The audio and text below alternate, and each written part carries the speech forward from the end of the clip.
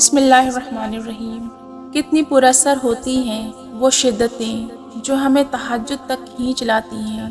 تیرے کن پر یقین ہے میرے رب، اس لیے میری دعاؤں کا سلسلہ قائم ہے ابھی تک۔ اور جانتے ہو سکون کیا ہے؟ اپنے رب سے اکیلے میں بیٹھ کر گفتگو کرنا۔ اور پتہ ہے محبت کیا ہے؟ نماز سے کسی کو تہجد تک لے آنا۔ پتہ ہے اگر اپنی زندگی کی ایک رات اللہ کے روبرو بیٹھ کر گزار دی جائے تو زندگی کی باقی راتیں جاگ کر گزارنی نہیں پڑتی۔ میرا اللہ بہت ہی کریم ہے۔ جب تمہیں کوئی امید نظر نہیں آتی تو وہ تمہیں تہجد کی لگن لگا دیتا ہے اور ایک نئی امید جگا دیتا ہے۔ تمہیں کیا لگتا ہے جب رات سونے کے لیے بنائی گئی ہے اور ہر شخص سکون کی نیند سو رہا ہے تو کیا وہ تمہیں بلا وجہ جگائے ہوئے ہے؟ نہیں، یہ تڑپ اللہ نے پیدا کی ہے۔ ہر چیز نصیب کا حصہ ہے، پھر چاہے غم ہو یا خوشی۔ ہم سوچتے ہیں کہ ہم خود اللہ کی جانب جاتے ہیں، حالانکہ ہمیں تو اس کے جانب بلایا جاتا ہے۔ تہجد سے تقدیر بدل جاتی ہے۔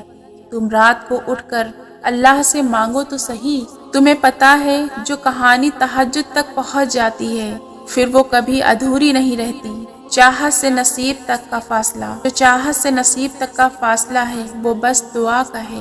اس لیے دعا مانگتے رہو۔ جب تمہارے ذہن میں تہجد پڑھنے کا خیال بار بار آ رہا ہو تو سمجھ جاؤ کہ تمہاری دعاؤں کو قبولیت کا پروانہ مل چکا ہے۔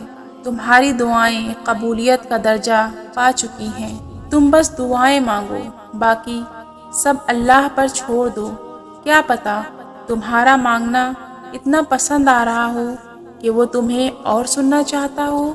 اللہ سے دعا ہے کہ اللہ تعالیٰ تمہاری ہر ادھوری دعائیں قبول فرمائے اور کن کو فیکن میں بدل دے۔ جب قبولیت کا وقت آتا ہے تو رب کی مرضی ہمارے حق میں ہوتی ہے یا پھر وہ نصیب میں لکھا ہوتا ہے جو ہمیں ملنا ہوتا ہے، تو اللہ فرماتا ہے کن فیکن ہو جا اور پھر وہ ہو جاتا ہے۔ اور اسی لمحے میں آسمان، ستارے، چاند اور سورج، وقت اور قسمت، ہوائیں، بادل، بارشیں اور قدرت کا کائنات کی سازشیں اور شاید دنیا کا ہر ایک وہ ذرہ ذرہ ہمیں منزل تک کھینچ لاتا ہے، صرف اور صرف رب کی مرضی پوری کرنے کے لیے۔ اور پھر وہی ہوتا ہے جو منظور خدا ہوتا ہے، یعنی جو اللہ چاہتا ہے۔ تمہیں پتہ ہے مسلمان جب بھی کسی پریشانی، بیماری، رنج و ملال، تکلیف اور غم میں مبتلا ہو جاتا ہے، یہاں تک کہ اگر اسے ایک کانٹا بھی چبھ جائے تو اللہ تعالیٰ اسے اس کے گناہوں کا کفارہ بنا دیتا ہے۔ اللہ پر ایمان رکھنے سے زندگی کی آزمائشیں نہیں ختم ہوں گی، بلکہ اللہ پر ایمان رکھنے سے ہمارے اندر آزمائش سے لڑنے کی قوت پیدا ہوتی ہے۔ تہجد کے آنسو مثل موتی ہوتے ہیں، قیمتی، شفاف اور آنکھوں سے ڈھلتے ہی بہت سے